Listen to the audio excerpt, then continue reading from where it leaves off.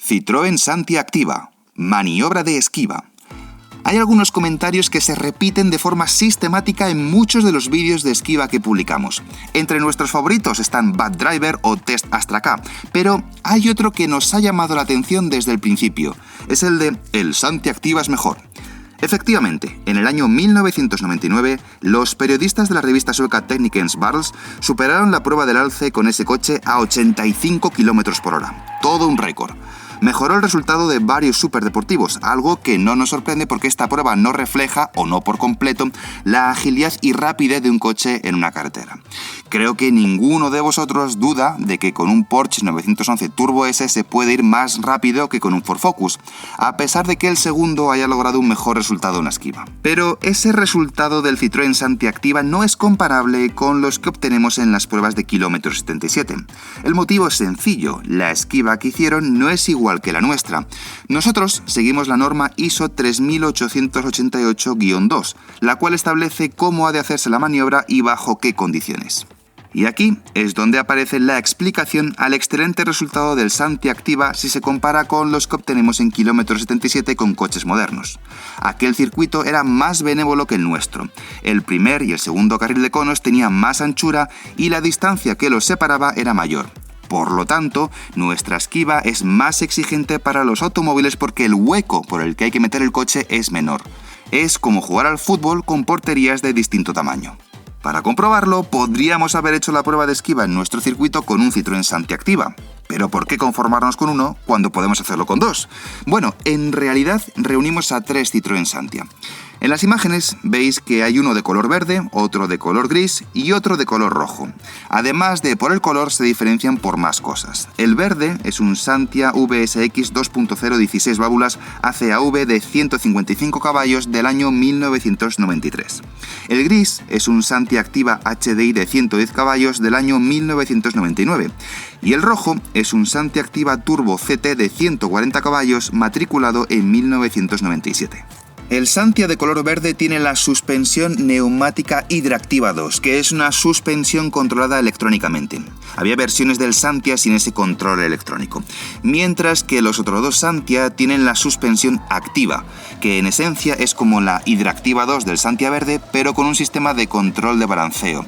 Este sistema de control de balanceo, explicado de una manera tremendamente simplificada, es un sistema de estabilizadoras que se pueden desacoplar o acoplar, permitiendo o impidiendo el balanceo de la carrocería.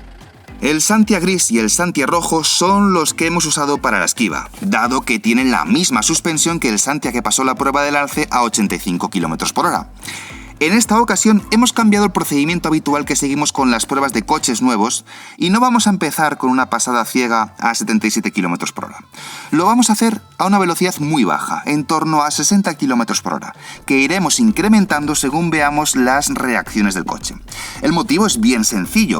Son coches de más de 20 años que sus dueños, miembros del club Citroën Santia, nos han cedido de manera completamente desinteresada y queremos devolverlos en el mismo estado en el que los han traído. Además de los años, nuestros Santi Activa difieren del que hizo la esquiva en 1999 en los neumáticos. Aquel equipaba unos Michelin SX GT de medidas 205/60 R15 y los que vamos a usar hoy tienen otros de la misma marca pero más modernos y con otras medidas, dado que van montados en llantas de 16 pulgadas. Empezamos con el Santia de color gris, el que lleva el motor diésel HDI de 110 caballos. Esta unidad está equipada con neumáticos de medidas 205/55 R16 con la particularidad de que son de distinto modelo en cada eje, Michelin Primacy 4 en el tren delantero y Michelin Primacy 3 en el trasero. Su dueño me da indicaciones de lo que hay que hacer para activar el sistema antibalanceo, que básicamente consiste en hacer una pasada a más de unos 60 km por hora en línea recta. Lo hago y aprovecho para conducir un poco el coche por la pista y así hacerme, aunque sea de manera sucinta, al tacto de la dirección y el freno. En la primera pasada a 63 km por hora no hay sorpresas. Es una velocidad baja y el Santi Activa discurre por los 3 pasillos sin dificultad. Me llama la atención el tacto de la dirección, completamente distinto al de cualquier coche actual. En la siguiente pasada entro a 72 km por hora, tiro un cono y me encuentro con que las ruedas traseras pierden claramente la adherencia. Así que vuelvo al punto de inicio y hago otro intento, en este caso a 70 km por hora. No tiro ningún cono, pero el coche se descontrola por el sobreviraje. Podría pasarme la mañana haciendo pruebas, pero aunque consiga una pasada algo más rápida, está claro que es imposible acercarse a los 85 km por hora.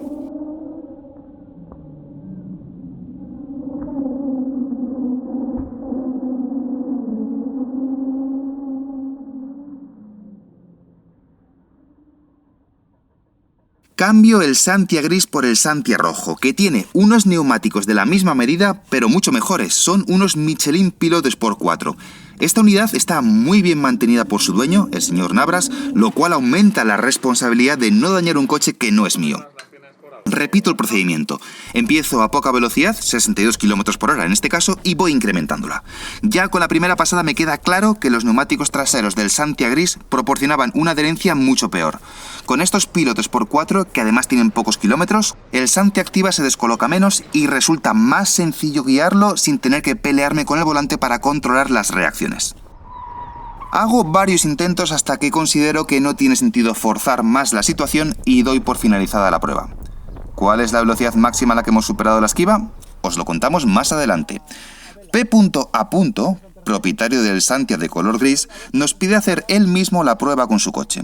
Al fin y al cabo, es quien mejor lo conoce, lo ha conducido muchos kilómetros e incluso ha hecho este tipo de maniobras alguna vez. Así que, tras poner los Michelin Pilot Sport 4 en su coche, los que llevaba el Santia de color rojo, sale a pista. ¿Será capaz de mejorar el resultado? Realiza varias pasadas y tras cada una de ellas le preguntamos la velocidad de entrada. Hay que fijarse en la pantalla del aparato de medición que instalamos en cada coche, no en la instrumentación.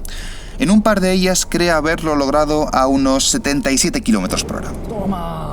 Pero tras extraer los datos registrados para la edición de este vídeo, comprobamos que fue algo optimista. Y la velocidad de entrada, en el mejor de los casos, fue de 71 km por hora. Como ya esperábamos, ha sido imposible hacer la esquiva siguiendo la norma ISO 3888-2 a 85 km por hora. Incluso si hubiéramos superado los 80 km por hora, nos habría parecido un resultado excepcional para un modelo que no cuenta con ayudas electrónicas para intervenir sobre la trayectoria. Y a lo mejor os preguntáis, ¿es 71 km por hora la velocidad máxima a la que el Santia Activa ha pasado la prueba de esquiva?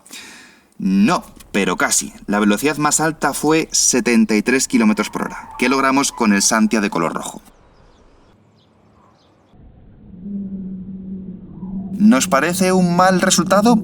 Tampoco. No lo es para una berlina de hace 2 décadas. De hecho, es la misma velocidad que hemos conseguido con coches tan dispares como un Ford Ka Plus, un Mercedes-Benz CLS, un Renault Scenic o un Volkswagen Arteon.